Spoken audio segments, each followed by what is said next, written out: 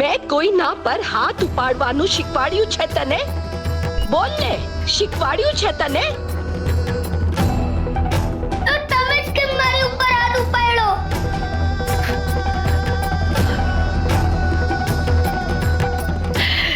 ગુસ્સામાં બેટા ભૂલ થઈ ગઈ મારી. આવને, અહીંયા બેસ. હા લાલા, અહીંયા બેસ.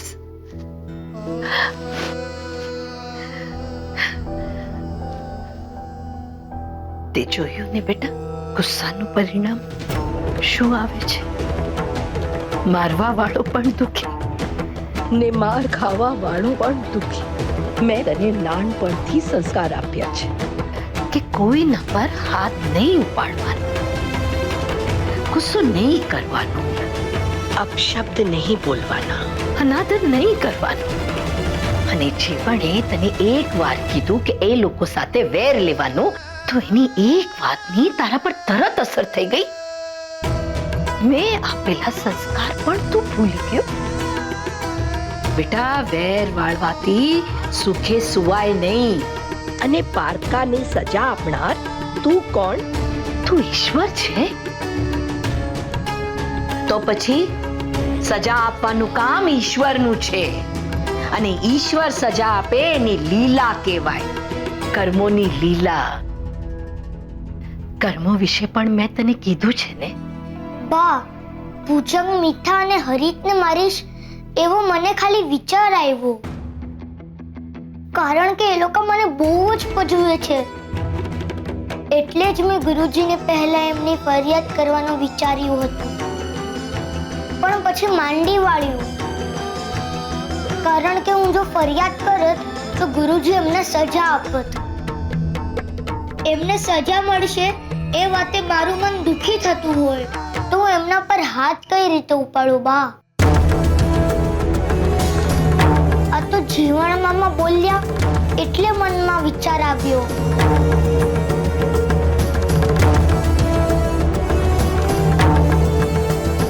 એ જીવનના વાદે તો કોઈ દી નહીં લાગતો, નહીં તો મારાથી ભૂંડી કોઈ નહીં. હું માનું છું કે મનમાં ખોટા વિચારો આવે, પણ એ જ આપણી કસોટી છે. એ વખતે જો આપણે આપણી ઇન્દ્રિયો પર કાબુ મેળવી લઈએ તો મનમાં આવેલા ખોટા વિચાર ટળી જાય છે. બસ એક કપરી ઘડી આપણે સાચવી લેવાની છે. મારા દીકરાને મેં માર્યું ને, હું કેટલી ભૂંડી છું. મને માફ કરી દે મારા દીકરા. ના બા, તમે માફી ના માંગશો. તમે જ કહો છો ને, જે વાતે ના વળે એનો કાન મરોડવો પડે. લે,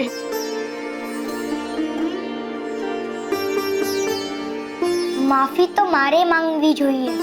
હું ખોટો હતો, પણ હું શું કરું? એ લોકો કોઈક ના કોઈક રીતે મને ગુરુજી સામે ખોટો ચિતરે છે. તમે જ કહો, મારે શું કરવું જોઈએ? તું એ લોકોને તારા ભાઈબંધ બનાવી દે, એકદમ પાક્કા ભાઈબંધ. શરૂઆતમાં થોડી તકલીફ પડશે, પણ ધીમે ધીમે એ તને ભાઈબંધ માનવા લાગશે. પણ ગુરુજી સામે મારી છાપ ખોટી પડી છે, એનું શું કરું? ગુરુજી સાથે હું વાત કરીશ. એમને મારો સંદેશો આપજે કે મને મળવા આવે. ભલે બા, હવે તમે મને વાર્તા કહો, મને ઊંઘ આવી જશે. ના, આજે તું મને વાર્તા કહે. જોઉં તો ખરી તું કેવી વાર્તા કહે છે. કહે છે ને? હા હા, ઊભા તો રહો, વિચારવા તો દો. હા, વિચાર વિચાર.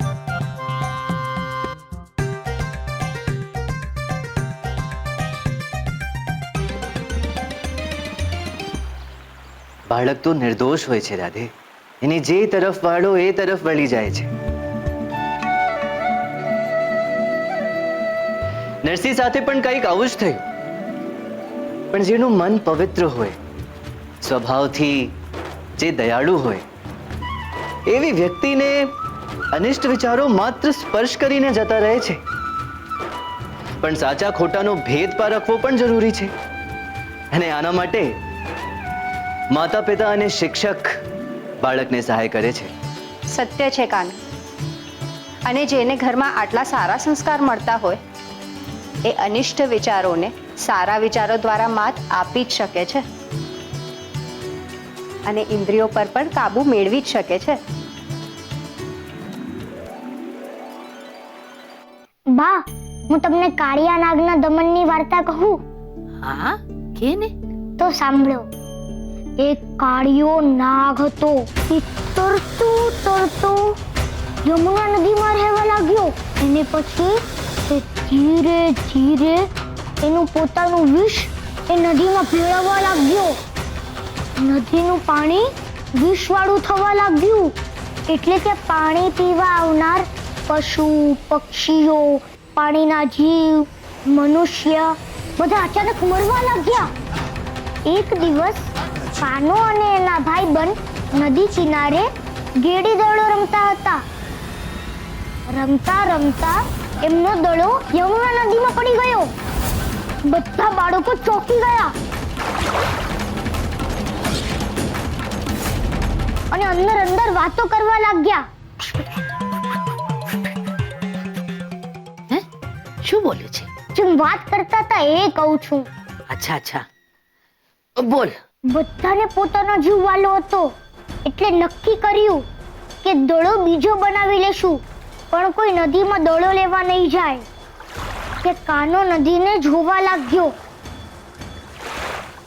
અને પછી કહ્યું, દડો લેવા હું જઈશ. આ સાંભળીને બધા ભાઈબંધના જીવ તાળવે ચોંટી ગયા અને કાનાને કહ્યું કે કાના, તું ના જઈશ, ના જઈશ. કાળિયો નાગ તને મારી નાખશે. પણ કાનો કોઈનો સાંભળે ખરો? એને તો કાળિયા નાગને પાઠ ભણાવવો હતો એટલે માર્યો કૂદકો યમુનામાં. એના ભાઈબંધો બૂમા બૂમ કરવા લાગ્યા, કાનો નદીમાં પડ્યો, કાનો નદીમાં પડ્યો. પછી આ વાત આખા ગામમાં પહોંચી ગઈ. પછી આખું ગામ યમુના નદીના તટ પર આવી ગયું. નંદ બાબા, જશોદા માતા અને બલરામ એ પણ તટ પર પહોંચી ગયા. બધાના જીવ અદ્ધર થઈ ગયા. કાનો નદીમાં જઈને દડો શોધવા લાગ્યો, પણ એ ખરેખર દડાને નહીં, કાળિયા નાગને શોધતો હતો. ત્યાં અચાનક કાળિયા નાગની નજર કૃષ્ણ પર પડી અને કાળિયો નાગ કૃષ્ણને લલકારે છે. કાનુડો પણ એને સામે લલકારે છે અને કહે છે, હું તને આદેશ આપું છું કે તું હમણાં ને હમણાં યમુના નદી છોડીને મહાસાગરમાં ચાલ્યો જા અને ત્યાં જ વસવાટ કરજે. પણ કાળિયો એની વાત નથી માનતો. એ ફેણ ફેલાવી કાનાને પકડવા ભાગે છે, પણ કાનો ત્યાંથી ભાગી જાય છે. આવ આવ. પછી બંને વચ્ચે પકડામદાવ ચાલે છે. કાનો એના હાથમાં આવતો જ નથી. કૃષ્ણ દોડાવી દોડાવી કાળિયા નાગને થકવી નાખે છે. થાક્યો પાક્યો કાળિયો અંતે પૂરું જોર લગાવીને કૃષ્ણને પકડી લે છે અને અંતે એના લાંબા શરીરથી કૃષ્ણને જકડી લે છે. પણ જે પાછી પાની કરે એને કાનો થોડી કહેવાય. એ તો નિર્ભયપણે કાળિયાનો સામનો કરે છે અને અંતે એના હાથમાંથી છૂટી જાય છે. કાળિયો પહેલેથી જ થાકેલો હતો અને કૃષ્ણ એ જ વખતે એની સાથે યુદ્ધ કરે છે. બંને વચ્ચે વિશાળ યુદ્ધ થાય છે અને કૃષ્ણ જરાય મચક નતો આપતો. કાળિયાને ખબર જ નહોતી કે આ સાક્ષાત દેવ છે, આમને હરાવી ના શકાય. કૃષ્ણ કાળિયા નાગને પેણથી પકડી નીચે ઉતારી તે એક ફેટ મારે છે અને એ કાળિયો નાગ બીજી બાજુ જઈને પડે છે. પછી એ ઢસડાતો કાનના ચરણોમાં પડી જાય છે અને કહે છે કે હું યમુના છોડીને જતો રહીશ. બાર બધા ચિંતિત છે અને જશોદા માતા તો રડી રડીને અડધા થઈ ગયા છે. એમને તો આશા જ મૂકી દીધી છે કે કૃષ્ણ પાછો જીવતો આવશે. અને પછી ખબર છે શું થયું? શું થયું? કાનાનું મોઢું નદીમાંથી બહાર આવતું દેખાય છે. મારો કાનો આવી ગયો. અને આ રીતે કૃષ્ણએ કાળિયા નાગના દમનથી પશુ પક્ષી અને ગામના લોકોને બચાવ્યા.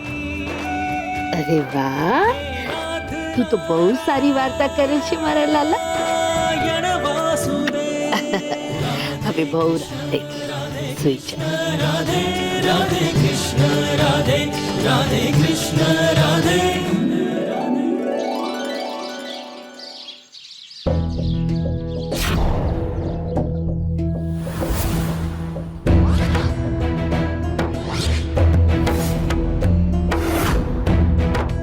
મીઠા, હરી, આવો અહીંયા. વિચારો હું તમારા માટે શું લાવ્યો હોઈશ. વિચારો. ભલે હું જ કહું છું.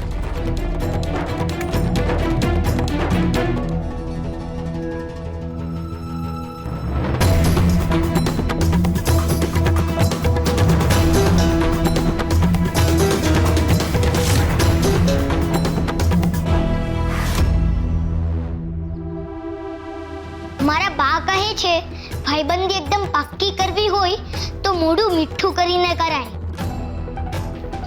લે મીઠો, તું પણ ભાઈબંધી પાક્કી કર. હવે આપણે ચારેવ પક્કા ભાઈબંધ.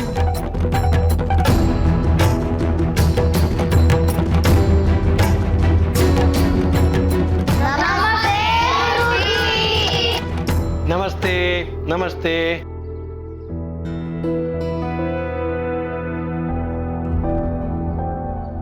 नरसी, બેસી જા જગ્યા પર.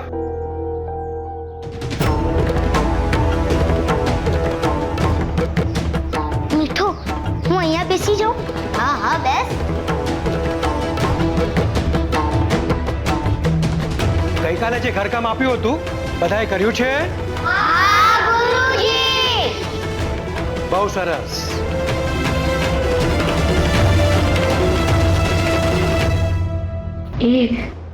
આ મીઠી મીઠી વાતો કેમ કરે છે?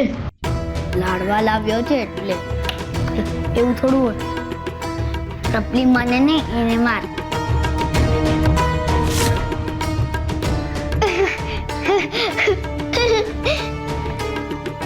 નરસી, ભણવામાં ધ્યાન આપ, નહીં તો તને કાલ કરતા પણ આખરી સજા આપીશ. પણ ગુરુજી, મારે તમારું કામ છે. હમણાં કાંઈ જ નહીં, હમણાં ફક્ત ભણવાની વાત. વર્ગ પતી જાય, બાકી બધી વાત પછી. સમજો? લખો મન જલ્દી. ભલે.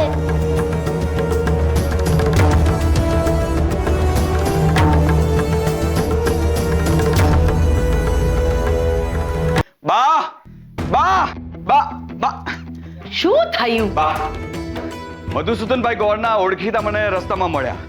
આ ચિઠ્ઠી આપી ગયા. ગોર બાપાની ચિઠ્ઠી? હા,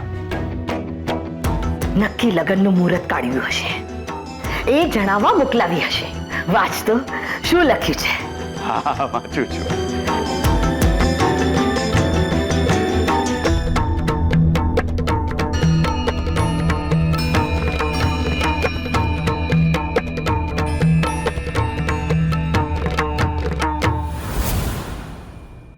અરે મને તો સંભળાવ.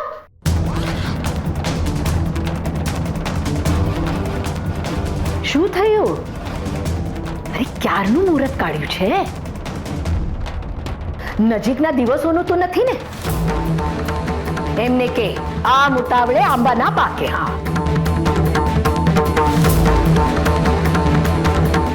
બંસી, હવે મને કહીશ ચિઠ્ઠીમાં શું લખ્યું છે? બા, એ લોકોએ સંબંધ ભોગ કર્યો છે.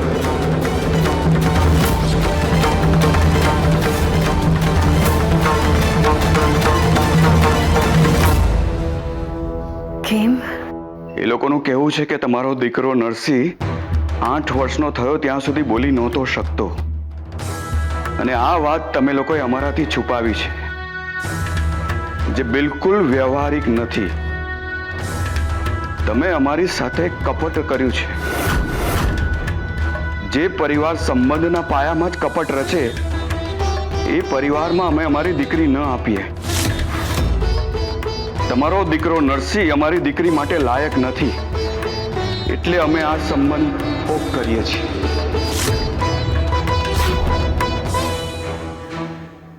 હે મહાદેવ, આ શું? બા, નરસિંહ બોલી નહોતો શકતો એ વાત આપણે એ લોકોને કહેવી જોઈએ. હા, પણ એ વખતે હરકમાં ને હરકમાં સૂઝ્યું જ નહીં. મને પણ નહીં સૂઝ્યું બા. પણ અત્યારે તો બોલે છે ને આપનું નરસિંહ. પછી એમને શું તકલીફ છે? આખું ગામ જાણે છે કે નરસિંહનું ગોરધનભાઈની દીકરી સાથે પાકું થઈ ગયું છે, અને હવે આ નણૈયું બનતી ચિઠ્ઠી. બા, તાકીદે હું મધુસૂદનભાઈ ગોરને મળું છું, એમની સાથે વાત કરું છું અને પૂછું છું કે આ અચાનક આવો નિર્ણય લેવાનું કારણ શું. ઉભો રે બંસી.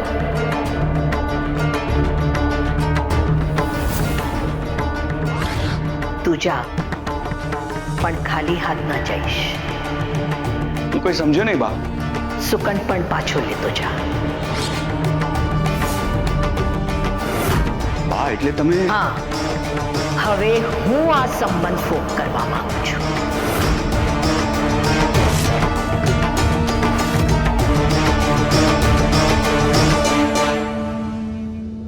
બા, શાંત ચિત્તે તમે વિચારો.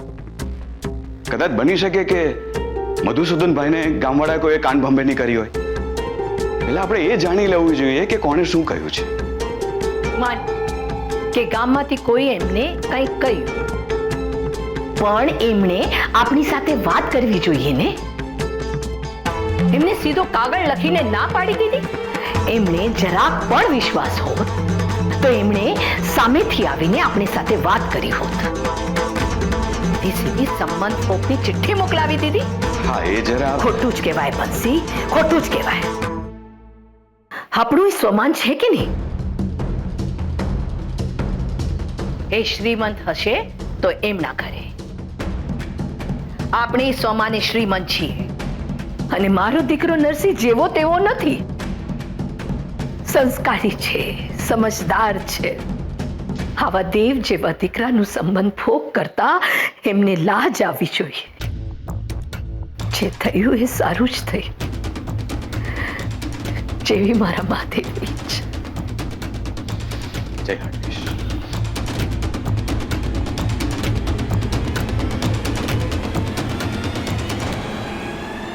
આપણે ક્યાં રહીએ છીએ?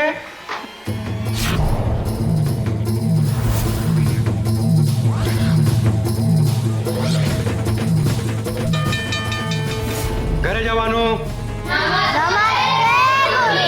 નમસ્તે.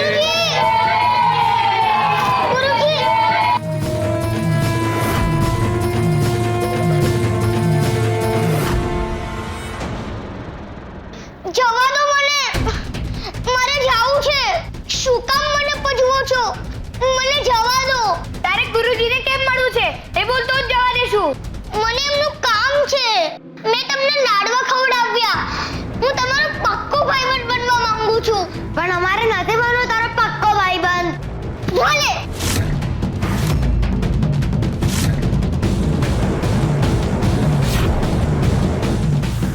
ગુરુજી ક્યાં છે? એ તો જતા રહ્યા, અને બાજુના ગામમાં જવાનું છે કામથી. આ નરસિંહ ગુરુજીને કેમ મળવા માંગે છે? મારે એમનું કામ છે. તો એક કામ કર, તું જલ્દી તો દોડ અહીંયાથી. ગામના પાત્રેથી જે પહેલું ગાડું મળશે ને એમાં બેસીને જવાના છે. તો જલ્દી કર, જો તારું નસીબ હશે તો તને મળી જશે.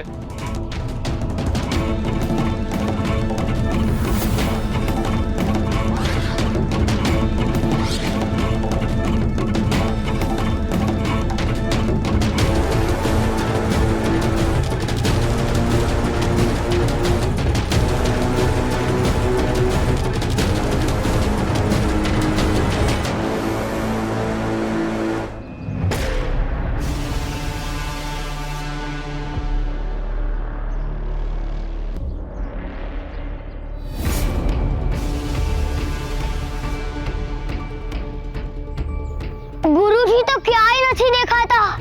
લાગે છે એમને ગાડું મળી ગયું છે. હમણાં એમને ગાડું મળ્યું હશે તો એ બહુ દૂર નહીં ગયા હોય. હું એમને ભાગીને પકડી શકું છું.